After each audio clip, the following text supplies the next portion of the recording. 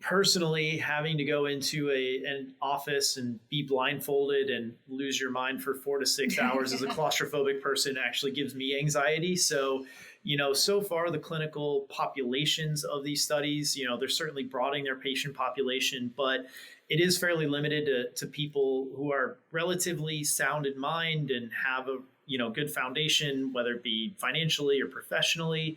So how that translates into a larger population, even when these get approved, and can you then treat millions of people with this potential psychedelic assisted psychotherapy, is going to be an interesting process.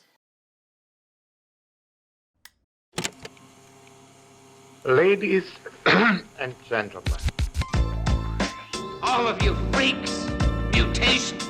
Curiouser. You're a prophet of decentralization. To reestablish a cosmic context for mankind. the search and striving for truth and knowledge. There will be a degeneration of ideas. What kind of place is this?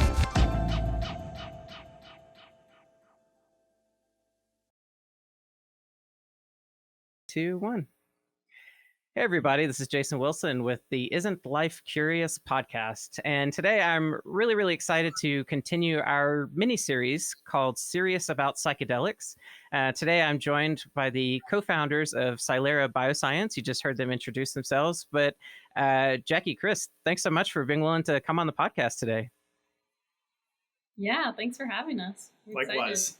Yeah, I'm extremely excited to learn about all of the work that you're both doing, both with traditional psychedelics and non-traditional psychedelics, and sort of seeing where the future of psychedelic therapeutics may go. And so this is going to fit in perfectly with some of the other discussions I've had with like Rick Doblin of MAPS, trying to like kind of chart the course of what, serious about psychedelics, like how should we be thinking about these things, and for people that don't really understand psychedelics, how should they be thinking about these things? So I already know you guys fairly well, but for our listeners, do you mind describing a little bit, what is Psilera Bioscience and what is your mission?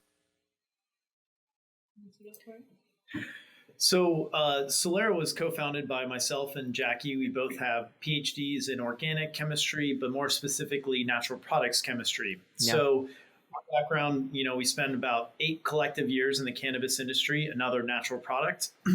So again, with psychedelics, you're seeing compounds like psilocybin and ibogaine, even LSD is kind of a natural product derivative that can be used for mental health disorders. So we're looking at it both from a way to reformulate known psychedelic compounds, say like DMT or psilocybin, because some of these compounds don't have the best pharmacological properties, or they're delivered in pretty rudimentary ways, like eating a mushroom or just a pretty standard capsule.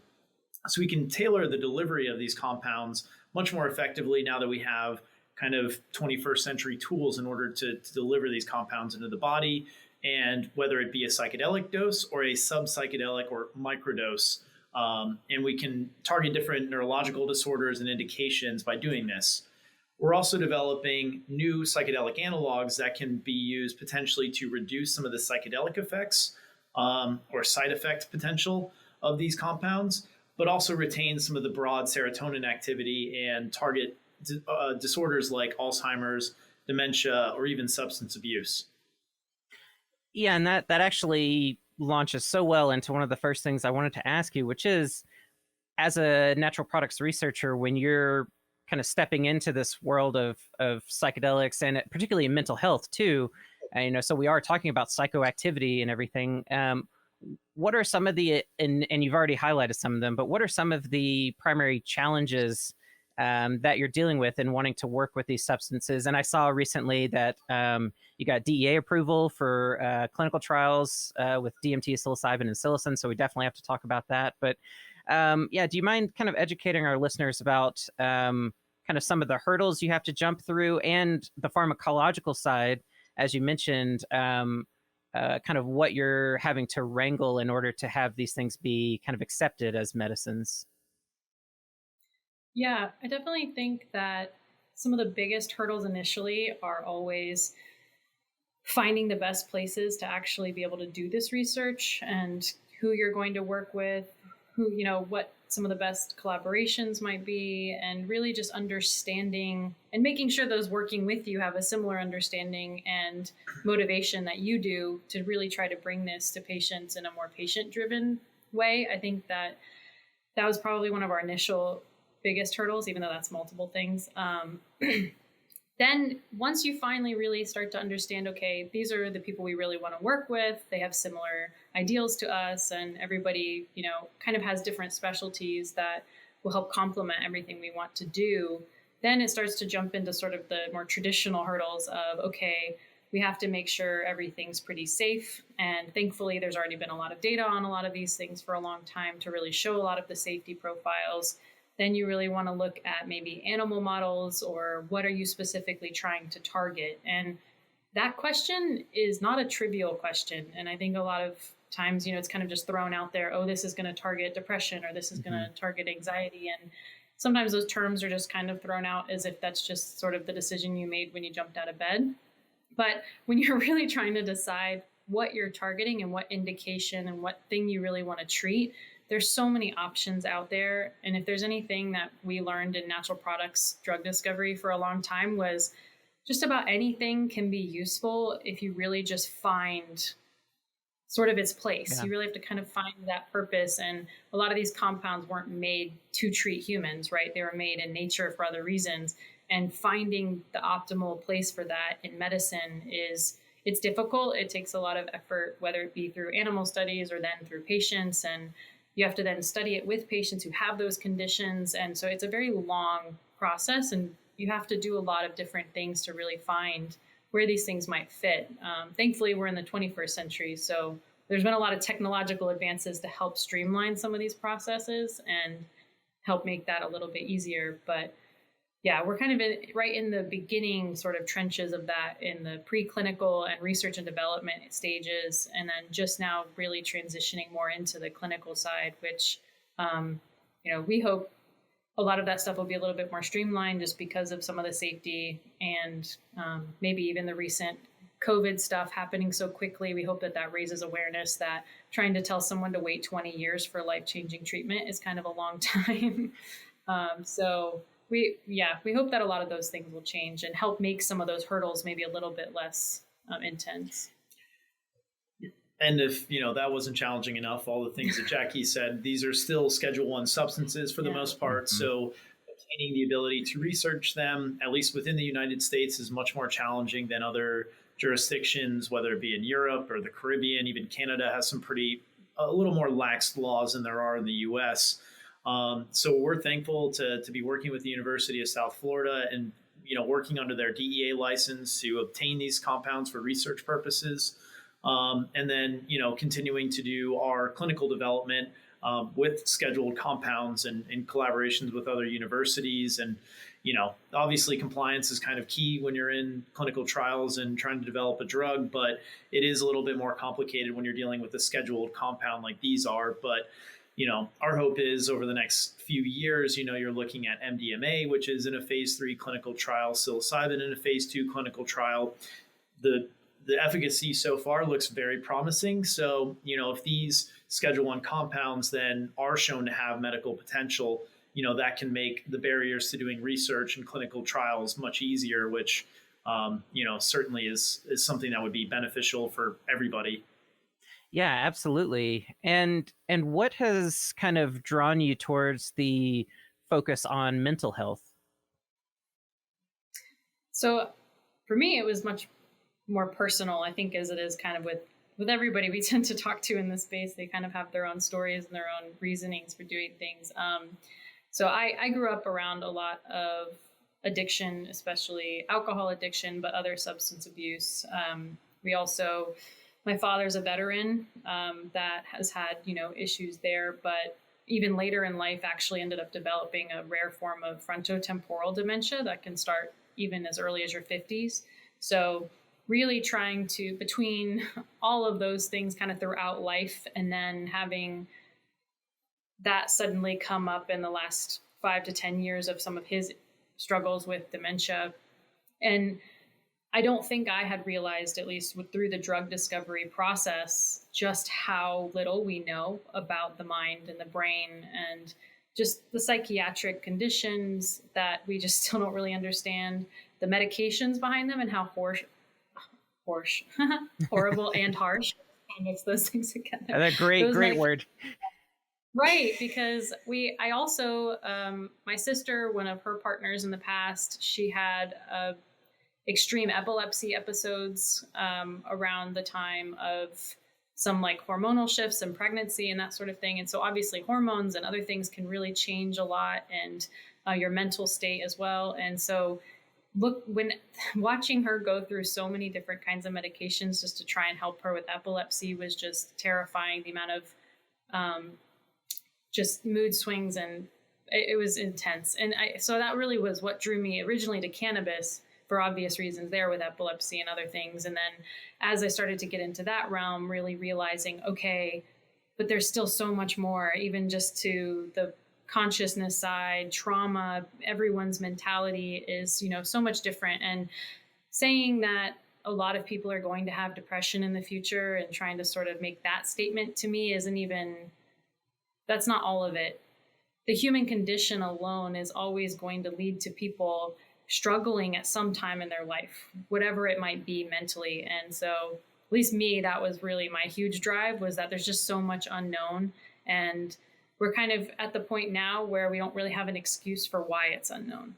Like, we really should have had a long time of being able to really help people and figure some of this out. Yeah, and I mean, Jackie and I's background in that regard is also similar, both scientifically. We're looking at sort of a new class of drugs that can be used pretty broadly for a lot of mental health disorders, whether it be substance abuse or end-of-life care or anxiety and depression. The ability to create new neuronal connections and neurogenesis in the brain has a lot of implications. But, again, everyone kind of has their own personal ties with mental health. And I watched my older brother struggle for his whole life, essentially, on and off different antidepressants and going into some more innovative therapies like essentially shock therapy, which actually was pretty helpful for him. But certainly there's got to be a better way to treat people with these conditions. And my grandmother on my dad's side, she had about a 13-year battle with Alzheimer's before she ultimately passed. And just kind of watching that progression. And, these patients know that there really is no better solution. And it's just kind of demoralizing mentally as well as physically for these patients. And, again, there's been a lot of potential innovation around Alzheimer's disease and tau and beta amyloid plaques. But so far, nothing to date has really worked. And what these compounds offer is potentially a new mechanism of action for, all these mental health illnesses. So yeah, that's really our motivation, is more on the patient-driven side and more on the science side, and developing these so we can get them out to the people that really need them. Yeah, no, that's great, and that resonates with me so strongly, because one of the reasons why I'm also interested in psychedelics, it comes from a very personal background too. My dad, my entire life watched him struggle with PTSD and severe depression. Myself am bipolar and deal with some possible PTSD elements too.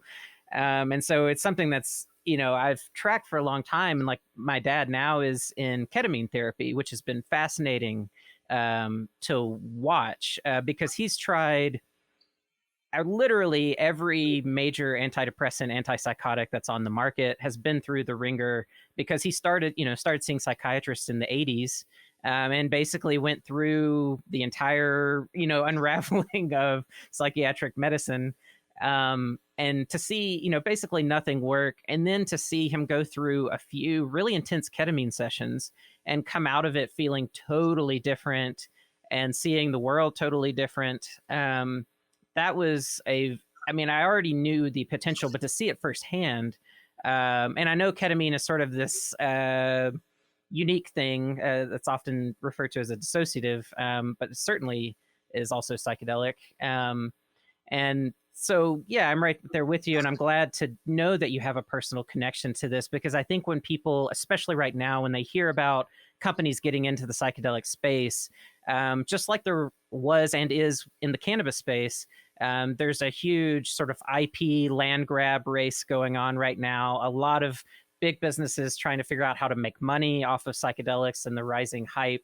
And so to know that, I guess, your heart's in the right place in your approach to this, not just from the science perspective, but also just on a human level, that's really wonderful to know. And Chris, something you said, it really highlights where I wanted this conversation to go, which is, what are the mechanisms of actions of psychedelics that have you excited for the potential that they could have for mental health treatment? Yeah, there's definitely a few hypotheses out there about how these actually work in the brain. Now that we have better tools in order to actually image how they work in the brain, and the psychiatric condition is relevant, but is clearly is never perfect when it comes to clinically analyzing data.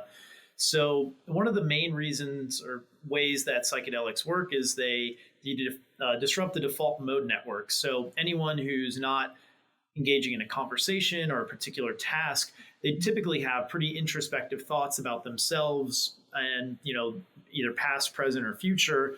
And these compounds work by essentially cutting that communication off. And in people that are depressed, for instance, they're going to have typically a lot of negative, reinforcement and feedback in their default mode network. So you can actually stop this process, at least throughout the psychedelic session. And then during this psychedelic experience, they also are undergoing talk therapy and realizing what their trauma is, or why they have this negative reinforcement, kind of breaking that cycle. And at the same time, that's creating a long-term benefit. But you also have neurogenesis, so the ability to create new neural pathways.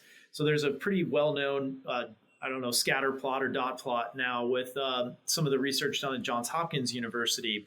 So, generally in your resting default mode state, only a small percentage of your brain is kind of communicating. But under a psychedelic experience, you kind of open up all these new communication pathways. And at the same time, you're creating new neuronal pathways, which most likely gives psychedelic their lasting effects. So say for MDMA or psilocybin, you're going to have a duration of maybe 4 to 6 hours under the drug, but then your antidepressant or your PTSD effects last for 6 to 12 months afterwards, long after the drug effect is gone.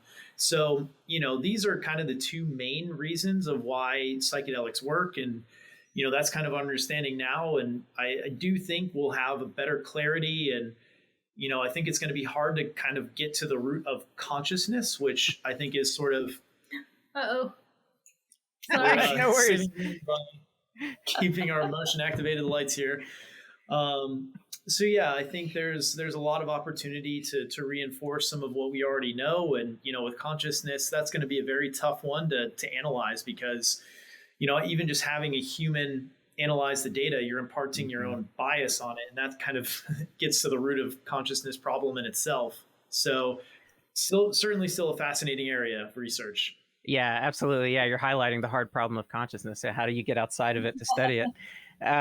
Absolutely. And, I guess another thing I'd like to hear your thoughts on related to that piece you just mentioned, the bias that we all bring to interpreting data. We've sort of gone through waves of excitement around psychedelics over the past, really about 75 years or so, 80 years or so. There was a nice wave in the 50s and early 60s where you even had therapist manuals around, how to utilize psychedelics in therapeutic sessions. And then, of course, drug laws, kind of changed and that got nixed. And then in the 80s, you saw sort of a resurgence and you see MDMA being used in therapy sessions, and then it gets squashed and put back into the black market. And then, it kind of comes back around. But what are some of your thoughts around how, I guess, psychedelics have been interpreted by sort of our culture at large to this point? I mean, there's so much hype around it. Is all of that hype warranted? Have humans kind of extended maybe because when we talk about psychedelics, it's impossible not to spin off into the sort of philosophical realm of things. And so I guess, as scientists, how do you separate, sort of the data you see that's supported by research and everything versus the cultural element that's so huge around these topics? Yeah, I think that's sort of a constant struggle, like an internal sort of battle sometimes, at least for me.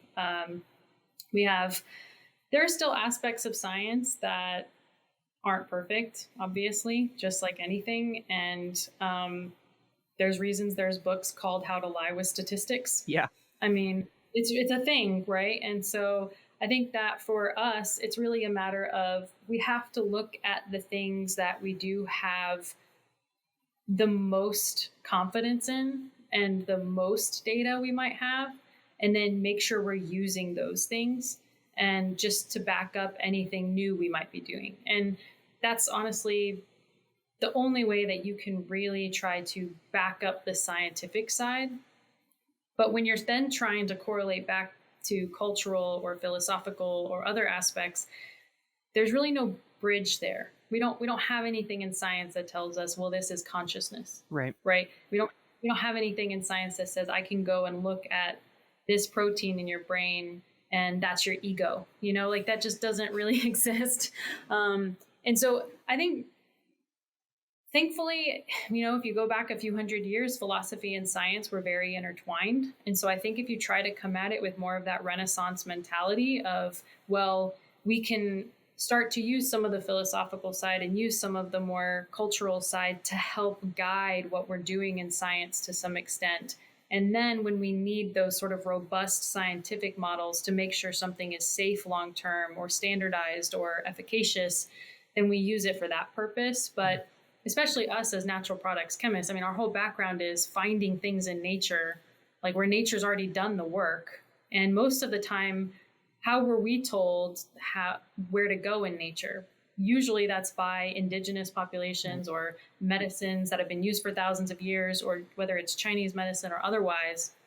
We look through a lot of those things as options to say, well, this was used for a long time for that, or this was used for that. And sometimes this was known as being toxic. So let's look at that and see why it's toxic. And we've always been using those things as guides to kind of help us along the way. And I think that got squashed a little bit from science and pharmaceuticals for the last 30 years because the antibiotics era, they call it the antibiotics boom and then the bust, right? Yeah. But I really don't know why they call it a bust, because we still use antibiotics like every day and they're still doing a pretty good job. I mean, I realize there's some resistance, but I also know that almost every antibiotic that you've ever heard of was derived from something in nature, most likely a microbe, whether it's a fungus or a bacterium. So I think that for them to say in the 90s that suddenly that wasn't lucrative enough or it wasn't making them enough money, so they squashed a lot of the natural products departments in some of the major pharma companies,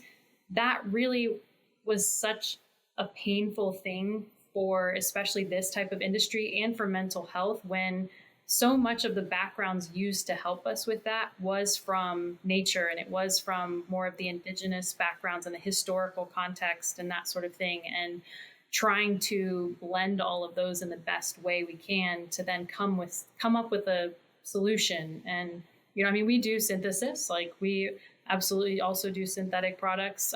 That's kind of the next step sometimes after natural. Unfortunately, sometimes nature, again, didn't make the compound to treat depression. So we might have to kind of finagle things or otherwise, or make it so that it can get into the body better, or do something else to just help so that maybe there's less toxic effects if there are any. But yeah, I think it's kind of a constant struggle to try and blend all of those different aspects and all of those different things all the time. And, you definitely get stuck sometimes. You get into the point of, okay, I'm hyper focused on this. And that's why it's really important to have people and sort of everyone you're surrounding yourself with be the ones to say, hey, let's pull it back out for a second and remember sort of that bigger picture and what we're really trying to do. Thankfully, we have a great team, and we have people around us all the time that do that stuff and help us not get stuck in our scientific ways, because we recognize pull you out of the that black hole. they do, yeah. And that's why we have them in our lives, though, right? And we actually have, people that we've made part of our company specifically because we wanted them to get us outside of any box that we start to put ourselves in, because that's just devastating. Goes against exactly what psychedelics do. If they get you outside of the box, thinking outside the box, physically outside of the box. Yeah. And you're seeing kind of a lot of the same things with cannabis as you are with psychedelics, kind of a lot more public acceptance of it. And I think cannabis helped pave the way in a lot of respects for that. And, if you go through the arc of, the initial discoveries by indigenous populations, and then we went through about 100 years of pretty intense synthetic, medicinal chemistry. And now it seems we're getting back more towards a natural product, holistic, personalized kind of society, which is interesting in its own right. And, I think cannabis and psychedelics are going to play a role in this because I think what we found with pharmaceuticals is there's no wonder drug that's going to treat the entire population. Everybody is going to have a different microbial population in their gut, or a different enzyme that inhibits this, or, has a side effect here. And I think these compounds can certainly have a more personalized approach, and that's the way they're being used with, monitored therapy sessions during the psychedelic experience, both before and after, with integration. So it is a very personalized approach so far. And, we're looking at it both from a psychedelic experience, but as well, looking at more potentially microdosed or sub-psychedelic dosing that can have more of the neuroplasticity or the neurogenesis that I mentioned, and having more of a long-term more of a maintenance therapy as opposed to every once a year kind of psychedelic trip. Yeah, and just because it might also be more available to the average population. Mm-hmm. I mean, that's one of the big questions too, right, in this industry is, well, just how available are some of the methods that are currently going through clinical trials to everybody in the United States, or everybody in the world for that matter. So. Yeah, and are you going to get insurance coverage for these, which are going to be quite expensive therapies? And personally, having to go into an office and be blindfolded and lose your mind for 4 to 6 hours as a claustrophobic person actually gives me anxiety. So, so far the clinical populations of these studies, they're certainly broadening their patient population, but it is fairly limited to people who are relatively sound in mind and have a good foundation, whether it be financially or professionally.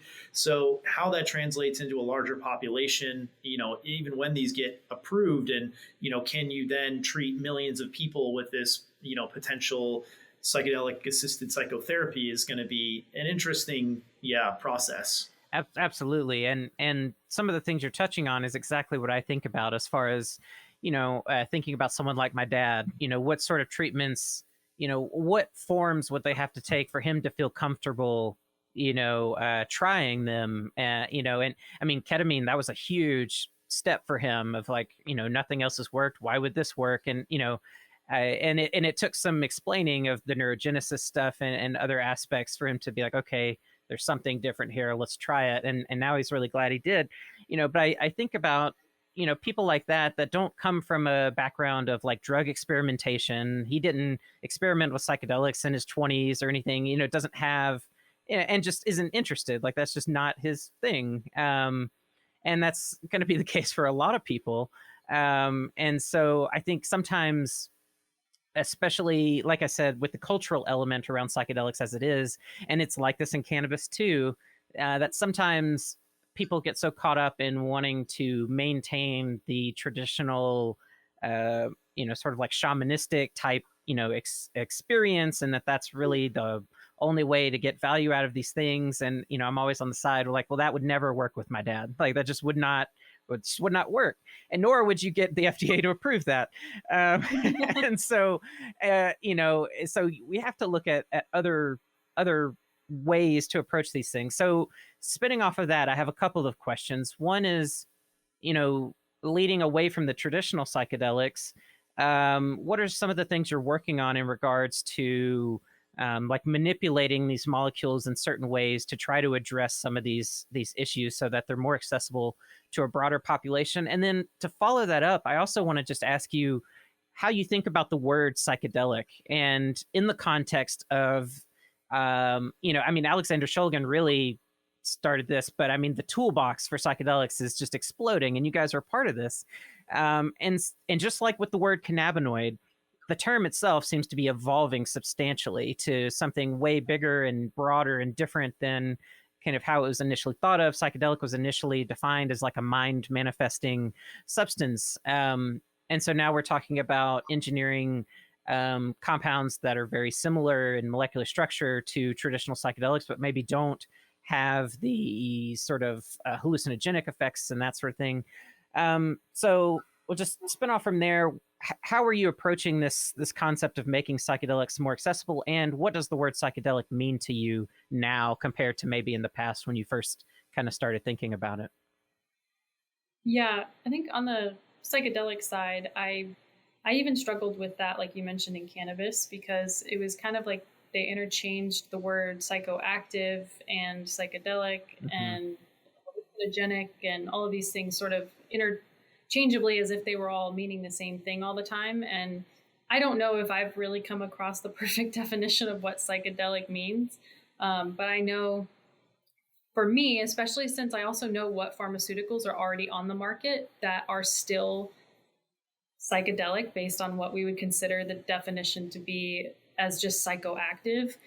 There are quite a few on the market already that are mimicking things that we now call psychedelics that are more on the Schedule 1 or illegal or natural side, but they are already on the market that are very similar. They have, there's plenty of compounds that target specifically the different serotonin receptors that we talk about with psychedelics that they're targeting. And it's tough to really define what that means. And I guess for me, it started to become, more tied to that consciousness question and that ego question and sort of, what is really becoming so introspective that you suddenly are kind of becoming your own therapist in your own mind. And like that for me was a little bit more of how I associated psychedelics for a long time. And I don't know how you would define that pharmaceutically or scientifically again. So I don't more really software than hardware. Right. Exactly. Yeah. And so I think that now there has been a lot of talk too about sort of changing that word. Should we keep the word? Should we use different words just because of maybe the stigma that's been placed on it? And obviously from a more federal standpoint and from a policy standpoint, like, should we just start calling these things something different so that they're not seen as sort of the same bad thing that people were taught in DARE when they were in elementary school or something. And I don't know that you can really just change it though, because the original word itself didn't have any negative connotation to it. It was never meant to have a negative connotation. That was just brought on later. And so I like that that seems to have it's kind of gone away. I haven't heard as much about that anymore, but sorry, that was long-winded. So the definition of a classical psychedelic, I'm using air quotes because that's the only way that I've seen the term used, is it interacts with 5-HT2A, and that is the main serotonin receptor in your brain, which gives you essentially the visual hallucinogenic psychedelic properties. And, if you look at that definition on itself, that means ketamine would not be a psychedelic compound because it interacts with NMDA, which is not a serotonin receptor. I generally think, psychedelics, psychoactive, you can kind of interchangeably use this word quite a bit. And you don't necessarily have to have a compound that has 5-HT2A agonism to give you psychedelic effects. That is one of the ways that we're approaching the problem, which is the second part of your question is, just that one receptor really gives you the psychedelic effects. But if you can reduce your compounds binding and selectivity towards that receptor within the serotonin system, there's 14 other serotonin receptor subtypes in the brain. So we're only talking of one of 14. All of the serotonin is kind of generally associated with, behavioral mood effects. cognitive ability, learning, and memory. So, I mean, it's a very important system, that's found throughout the brain, even the gut, which, kind of gives you a very interesting food and food to brain kind of correlation. So, we can actually synthesize compounds and test them against 5-HT2A to see how potent they are. We can also do this virtually using computational chemistry, and that's another aspect that we're bringing into our drug discovery program. Just really facilitates a faster transition and a more efficient way of doing traditional benchtop chemistry, and then going into a cell model or an animal model to see if what you synthesize actually is active. Well, now we're in the 21st century again, so we have much better tools in order to potentially predict some of these properties and understand how they might work in an animal or human. So that's one of the ways that we're looking to develop these. And if you can reduce some of the psychedelic effects or psychoactive effects, potentially we could be looking at more traditional take-home therapies where you don't need to be supervised by two individuals for 4 to 6 hours and have the psychedelic effects. But as well, the formulation of the compound is very important. So, psilocybin is active at 25 milligrams, and it will give you a 4 to 6 hour experience. Well, microdosing generally is 1/10 of that, and it would give you sub-perceptual dosing. So if you get below sort of a psychedelic dose or anything that could be potentially dangerous or abused outside of a clinic, that's another way that you can potentially make this more accessible to people so they can take home. They don't have to undergo the psychedelic experience. I think it makes the transition for insurance companies a little bit easier. And we're kind of incorporating both of these aspects into our pipeline. Yeah, absolutely. And on the technology side, I saw a post that you made at some point recently that like utilizing virtual reality to look at some of these things. Can you speak to that at all? Yeah, we've just been playing with it this week for the first time, which is looks really so fun. It's Well, it's even funnier because the computational chemist that we actually have helping us is my boyfriend. So nice. There you go. So we have a nice in-house option, but he actually works with the University of South Florida as well. And so we're able to collaborate with he and the professor that he also works with. And so we actually included him in on some of the testing with looking at the receptor and seeing how the compound would bind and sort of doing all that stuff. And he was extremely skeptical. And I mean, because he's kind of more of like a physicist almost on some level with the stuff that he studies. And so just very jaded, just thinks everything's subpar, right? So it was so great seeing him put this on, because as soon as he got to see so we were looking at serotonin receptors with psychedelics bound to them, and he's sitting there looking at it, and he's able to pull it and grab it and move it, stand inside the receptor and see how things are moving. And his face was just like a kid in a candy shop. And he's sitting there like, oh my gosh. And like, of course we're watching him do this and he's just got goggles on. You can't see anything he's doing. So it just looks hilarious from our perspective. But yeah, he loved it. And I think that just for helping with visualization, it's so undervalued how much that helps people really understand. And even if they can't understand, at least start to try to understand or even try to comprehend what's going on. And, we throw out a lot of terms all the time, like random science acronyms and jargon and everything else. And, it's easy for eyes to glaze over. And so I think that these sorts of tools are going to be how you can really start to help people understand what it is that you're targeting and what you're trying to do, that then leads to that psychedelic effect, or it then leads to that patient outcome. And we're still building that bridge. That bridge is not built. We cannot perfectly tell you, here's this compound, and we will tell you exactly what the biological outcome would be if we've never seen it before. Yeah. And we still can't do that. And so it's anything we can do to help that process be more streamlined, but also help the understanding of that process to even the general public is going to be huge. I mean, especially with psychedelics, because you want to erase some of that stigma. You want to try and have people understand that you're not really just trying to get everybody super high and, running around all over the place. And what is it with LSD? People jumping out of windows. That's always the thing for some reason. You know, like that's never the goal here. And that's never really what the target is. So this is one step, especially for us as scientists. It's very hard to explain some of these things. Yeah, absolutely. And pharmacology is so complicated.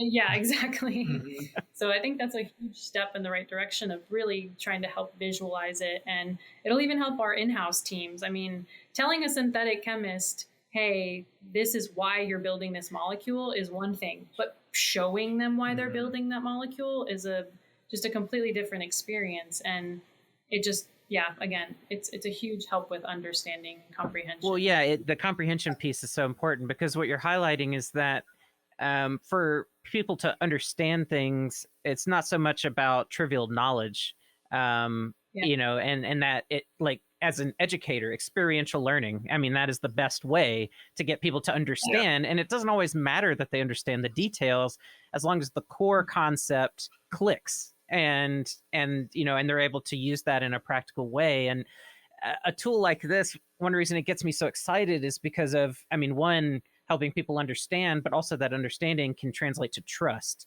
That it's like, okay, now that I have some framework for this, even if I don't understand all the details, I get the general gist of what's going on. And now I feel like I can step into this kind of therapy with some amount of trust in the people that are either producing the drugs or that are administering them. And so I think that's huge. And I'm just so excited to see the development of that sort of thing. When I was an undergrad, for a split second, I thought about going into bioinformatics and looked into it and studied it and everything. And now I'm sort of like, maybe I should have, because, you know, seeing where all this stuff is going is just so fascinating.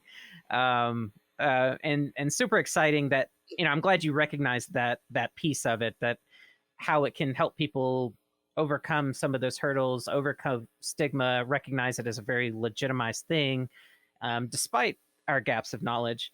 Another thing I wanted to kind of go backwards and talk about, Chris, some of the things that you were pointing out with the 5-HT2A receptor, and that being the producer of kind of hallucinogenic activity, and how, you know, ketamine sort of does this opposite thing. One thing that I've seen is that, yeah, classical psychedelics are often attributed to sort of positive symptoms, things that are added. So more sort of cross-firing of neurons, more, you know, perceptual awareness and everything like that. But then you have things like ketamine, and I would say salvinorin, the salvinorins kind of fit into this too, where it's more of a negative symptomatic thing, taking things away, sending people to the void, and disconnecting.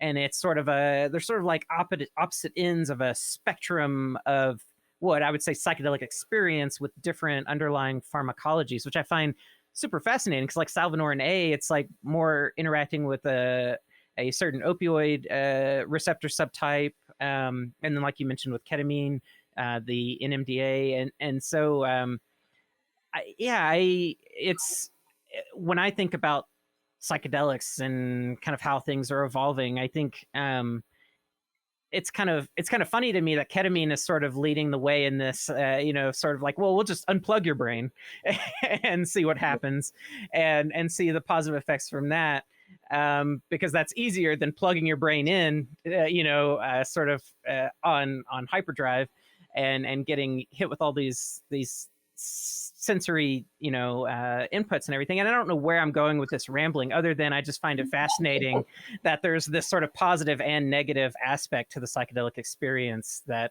you can see some of these neurogenesis effects and mind manifesting. You know, Jackie, what you're talking about of your conception of psychedelics as being tools that, you know, are kind of playing into how our minds are evolving, whether we understand that software element or not. If there's different ways to kind of get at that, I agree. And I think the classical definition of a mind manifesting compound, like when you expand your understanding of it to kind of what you're both really pointing at, I think it still holds up when you divorce that from hallucinogenic activity. Yeah. Yeah, and it's interesting. I think a lot of the effects are subjective and what your mindset going into the experience is. Let's say we look at DMT or the spirit molecule. A lot of people have a very, spiritual experience, or they see God, or whatever entity they truly believe in. Whereas something like 5-methoxy DMT, nearly the same compound, I think it's called the God molecule, but a lot of people really experience like nothingness. Mm-hmm. And, they're just alone in a black void. And now they have to, contextualize that in some aspect. And, both compounds interact with 5-HT2A structurally are nearly similar. But, 1-methoxy group can make a very big difference into the experience for the end user, let alone a different receptor like NMDA with ketamine, the dissociative effects. Yeah, I think it just really emphasizes what you mentioned earlier, though, about personalized medicine. And I think that's really the important piece of psychedelics, is that even though we might use this as somewhat of an umbrella term, all of these compounds are different. Every single one of them is unique, and every single one of them is different. And I think at some level, if the difference between Oxycontin and heroin is just methoxy groups, then at that point, or as acetoxy, I think in that case, esters, sorry, but not that. Really Most people listening, yeah. I know. Sorry. I'm with you, don't worry. Anyways, that basic shift is to say, okay, here's Oxycontin or here's heroin. Like, that's a big difference, and so I think that has to be remembered, is, even though we say all of these things are psychedelics, it's also still very personalized, and it's going to likely take a lot of different options for different types of people for someone to really find the thing that best works for them. For one person, the void might be terrifying. For another, that might sound great. Like, it really just depends on the levels of trauma or what their mental health state is, or just anything that they're dealing with, and even just how their mindset is. What is their state of consciousness? Who are they? What is their individual identity, and like, how does that fit in? So I think that to really remember, even though we kind of put all these things under a similar umbrella, we really only do that because the government did that. We don't really do that because we want to do that as like scientists, or even otherwise as healers, or anything else in the field. It's going to take some personalization, and I think that's part of this process, and finding the best indications and knowing which patients are going to benefit where. And I think that a lot of patients are going to benefit from a lot of different types of compounds too. And that's really why, I think you mentioned at the beginning, sort of the IP things happening and patenting and all that kind of stuff. Part of me is just really not super concerned about a lot of that, because the reason there's a pharmaceutical industry is because they make a ton of different kinds of compounds for a ton of different reasons. And one patient's going to want to take something as a pill. One patient's going to want a patch. One patient's going to want a cream. Everybody has their differences in what they like and what they don't like. Thankfully, we're in a privileged country where people can care about how they want to take something, or how they really want to do something, and sort of for convenience sake. But I think that there's going to be plenty of options for everyone, even in the business space, to find the gaps and fill them in, and find sort of where they're needed and where they're most wanted. And I hope that it stays that way. At least so far, it's been very collaborative for the most part. I think in the last month or so, we've started to see that turn a little bit with a couple of the big companies. But I hope it stays open and collaborative, and keeps including academics and universities, and doing all those sorts of things just as much as the government and industry, because that's what these compounds represent, and that's what they stand for. And I don't really see it being justified any other way. So yeah.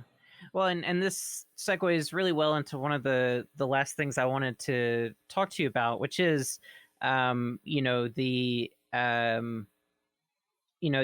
gotten approvals now to work with DMT, psilocybin, and psilocin on a clinical level. And I know just from press releases and seeing the things that you've been posting lately, and you've talked about it here too, that you want to try to find better ways, better options to administer these compounds to people beyond, like you said, eating a mushroom, making ayahuasca tea or something like that.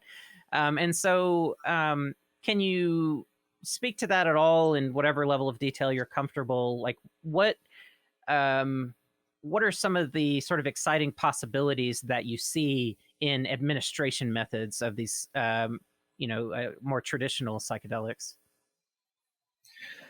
Yeah, well, when you look at the intellectual property, generally in pharmaceuticals, the most attractive things are new compounds that have never been discovered or synthesized before. So there's certainly probably the ability to do that within the psychedelics realm. A lot of companies are going after that. But one of the ways that we're looking at is just taking the known compounds like DMT, which doesn't have the traditional oral bioavailability unless you have an ayahuasca tea, which contains MAOIs, which inhibit enzymes so that DMT is able to get into your system. But that's what in an ayahuasca, it's very, it's a complex natural organism. It's hard to reproduce. It's hard to standardize. So from a pharmaceutical sense, it's a little bit more challenging. Plus, you're combining two drugs. MAOIs are actually known antidepressants. And my dad's taking them. Yeah. So, other ways that we're looking at it is, okay, if you take DMT into your gut, it's going to get destroyed and none's going to get into your system. But a lot of our experience coming from the cannabis industry is new ways to formulate these compounds which don't need to be ingested. So whether that be a transdermal mechanism, we also have a lot of experience in other forms of delivery like inhalables and nebulizers and meter dose inhalers that we have developed in the cannabis industry. So that's one of the ways we're looking at DMT, because it's one that's really, I would say, underrepresented because it does have a very short duration of action. So unless you're taking ayahuasca, it's going to have more of the 4 to 6 hour duration.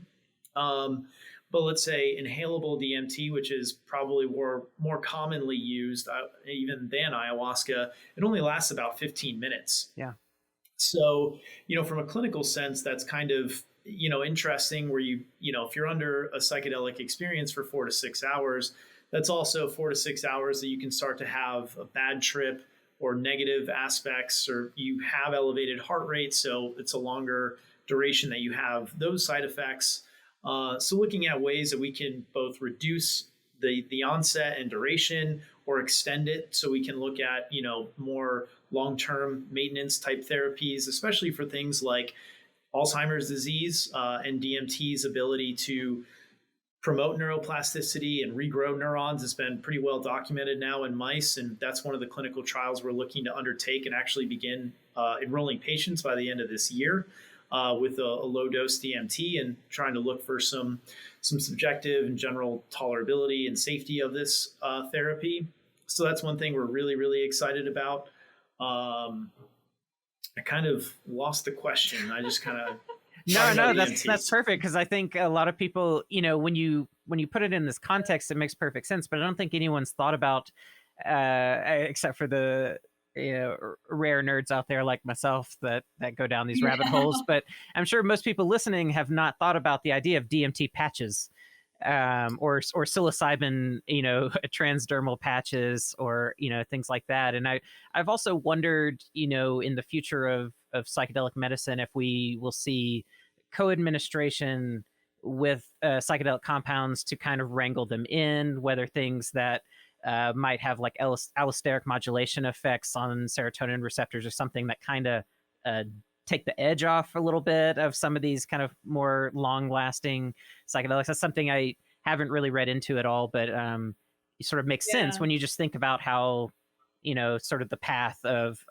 the applications of therapeutics. You tend to see all of these iterations, like you were talking about, with just one compound. You think about all of these different ways that one compound can be used and formulated in many different ways. And then you think about the hundreds, thousands of other compounds, that fall into these classes and all of their different combinations. And then all of the different iterations you can do of mixing them together and everything. It just shows, like you said, the frontier is so vast when you start to gain that perspective on where it could go. Yeah. And we definitely have, on the side of, there's just this one compound that you can do all of these different things with. I think one aspect of that not a lot of people think far in the future when it comes to what patients will want to endure or what they're going to want to take.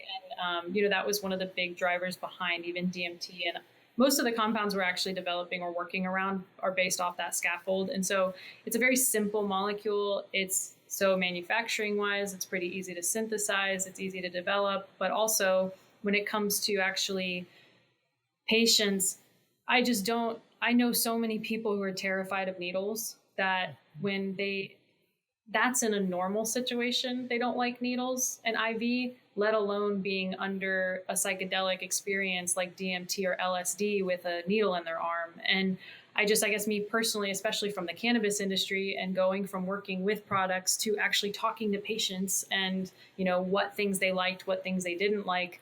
I think that we made that a huge aspect of why we wanted to develop certain things was, well, what are people actually going to want to do? And what are people actually going to be comfortable with? And even like you mentioned earlier, there's plenty of people who don't want to go into the rainforest and hang out with shamans. Would I? Yes, I would love that.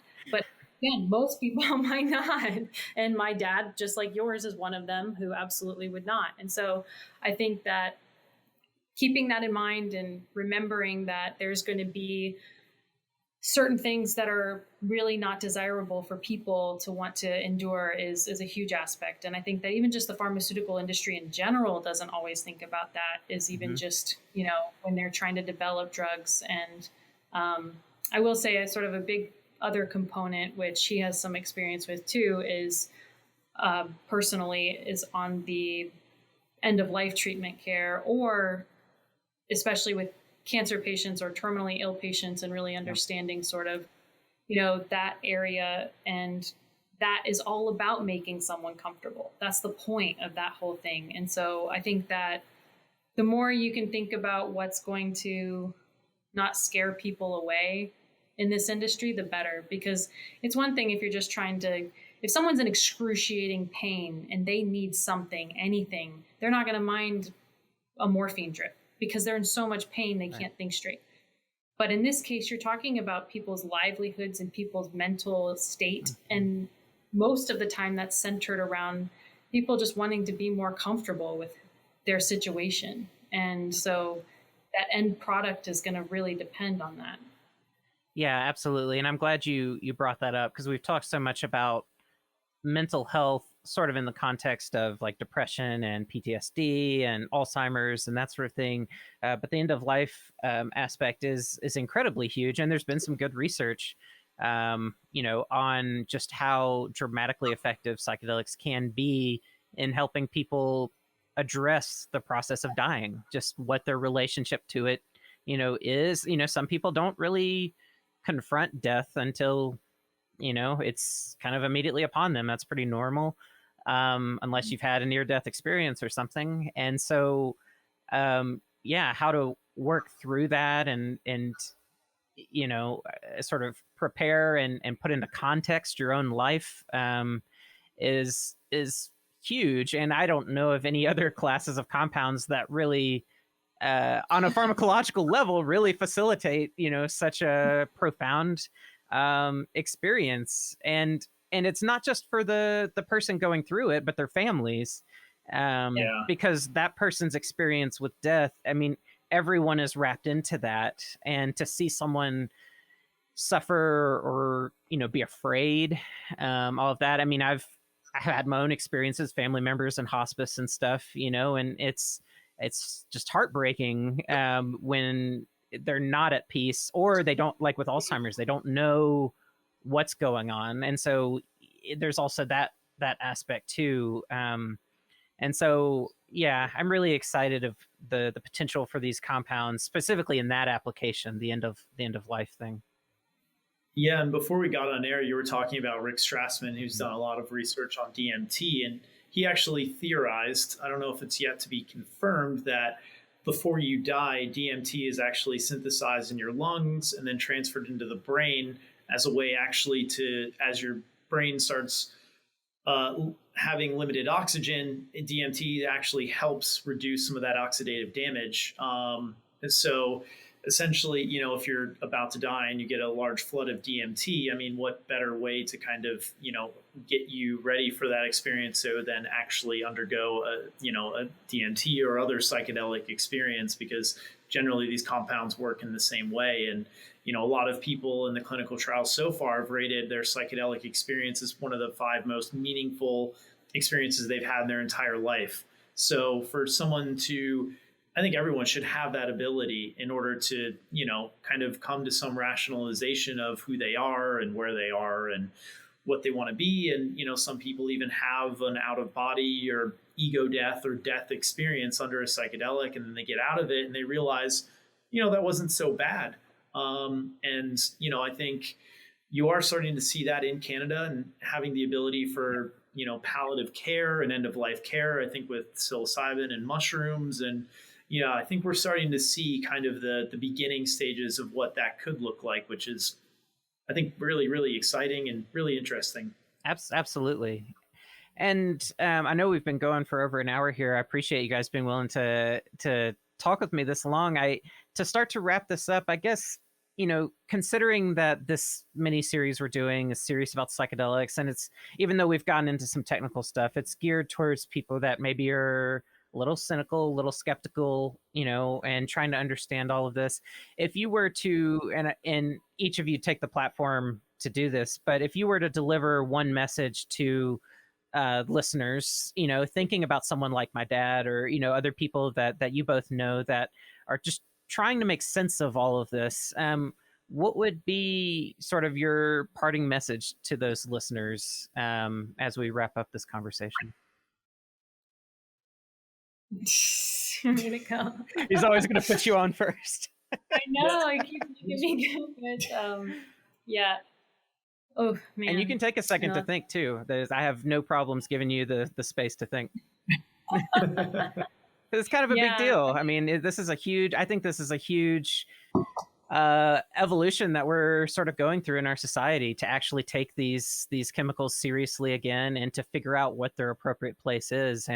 And the fact that you've taken that responsibility on of figuring out how to assist in that effort. What are the appropriate applications and the inappropriate applications, and what are other tools we can tease out, and what are, how can we use those? I mean, I view this as it's a baby step in the grand scheme of the societal changes we'll be going through over the next 100 years or so, as always. But I mean, you guys are part of something big, I think. And so absolutely, if you need to take a moment to think about what that, how to concisely summarize all of your life's work and impact you're going to have for, millennia to come, take a few moments. No big deal. I mean, yeah, I guess for me, it's always been about connections to things. I mean, everything. The reason I got into science, the reason I even wanted to be part of the science world, was because I felt like that was one of the few areas that seemed to realize there was something sort of connecting everything else, even if we don't necessarily know what those things are exactly, whether that was, atoms or particles or energy or whatever it was. And I think that psychedelics really, for however they do it, I don't know, but they seem to really help remind people of their connections to everything else. And I know that a lot of people feel disconnected. I know a lot of people feel isolated or removed or jaded or whatever you might want to say about sort of their place in the world and purpose and other things. But I think if it really helps bring the attention that you are part of something bigger and everything is connected, then that really helps dissolve a lot of other things away. And it starts to make the smaller things still worth a lot in your mind, and maybe not necessarily, have to be always thinking about these grandiose things being necessary for someone to have happiness, or for someone to just be content in any moment, especially someone with maybe PTSD. And so, I mean, again, my dad was a veteran. I was surrounded by a lot of people who, think this stuff's just for having a party or a good time, and they don't really see it as anything else. And I think that it's going to take time to help remove that idea of what these things are. But I also think it's important to remember that there's no drug out there that cures everything. There never has been. And that this is just sort of another piece to the puzzle to try and help with medicine. We live a long time now. And if we're going to live that long and we want to make it an enjoyable experience, then we have to come up with new methods, because we don't have anything right now that really helps with that. So. Well, that's a hard one to follow. No, I know. Wow, thanks, Jackie. Yeah, so I guess I'll start by saying, psychedelics are safe.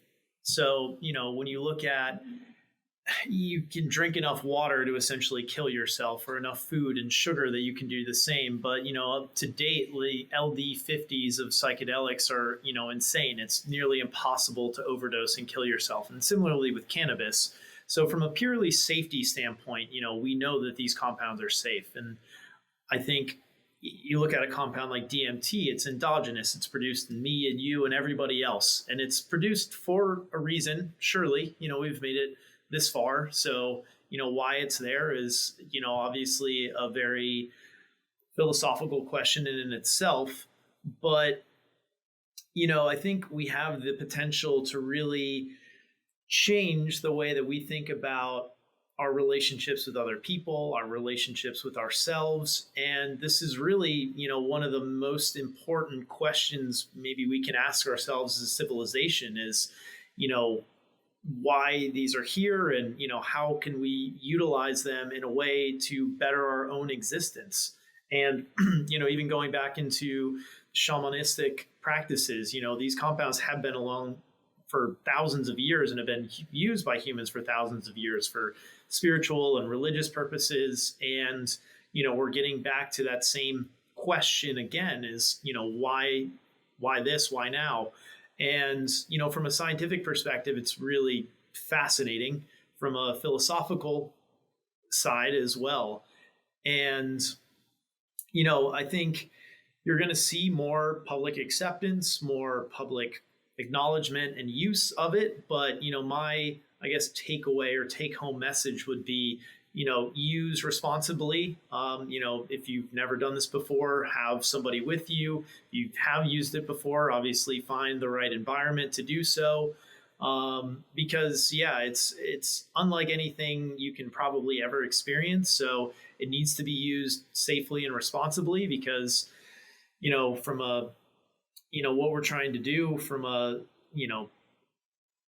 scientific perspective, it's already challenging enough. And, we just want to make sure that it's being used properly and safely, so that we can continue to research and continue to figure out how they work. And, I think access will continue to increase for people that need it over the next couple of years. And, further, I think we're looking at a paradigm shift in mental health right now. And it's, COVID-19 certainly has affected some of that, but, it's also coincided with now the reemergence of psychedelics and, their potential in a wide variety of mental health conditions. So, we're really excited for what the future holds, and we're really happy to be here and humble researchers trying to answer these questions as best we can, and, provide data and, even platforms like this, and just providing education, I think is going to be hugely beneficial.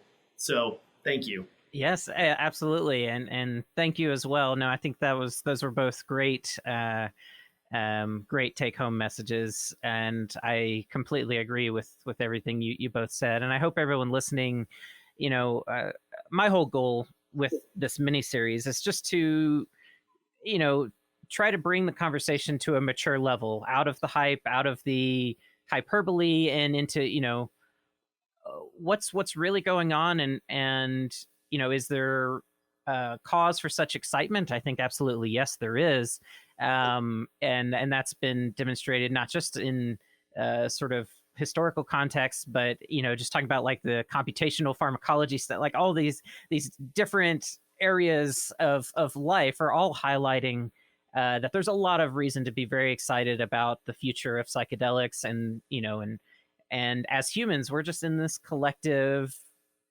situation of trying to figure out what we're doing and how to make the best of it.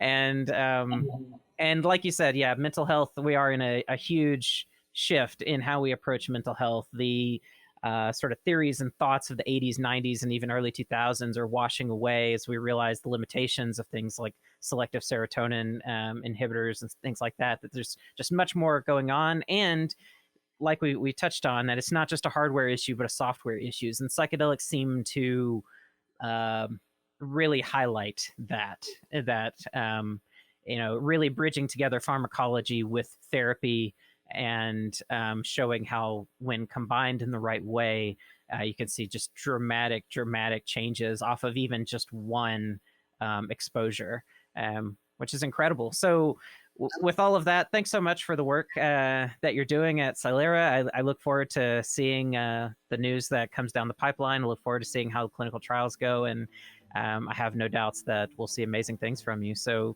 thanks so much for taking the time and sharing a little bit. And as things develop, definitely keep me abreast, and we'll sit down again and talk more. Yeah, definitely. Thanks for having us. Thank you. Yeah, absolutely.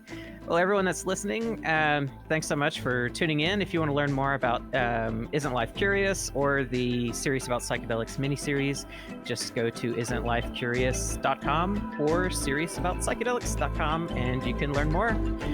Thanks so much. Stay curious and take it easy.